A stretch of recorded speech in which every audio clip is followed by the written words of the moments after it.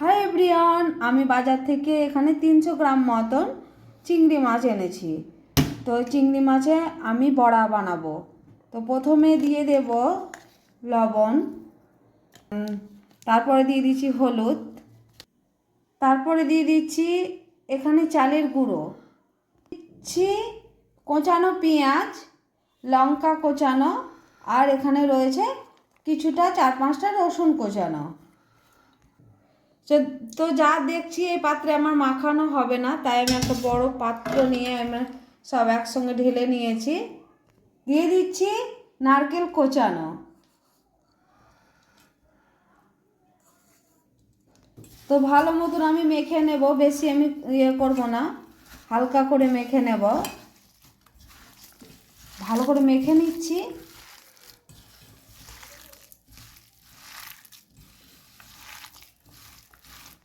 কড়াই আমার গরম হয়ে গেছে, আমি এখানে সরষের তেল ব্যবহার করছি। তেলটা আমার গরম হয়ে গেছে, দিয়ে দিচ্ছি।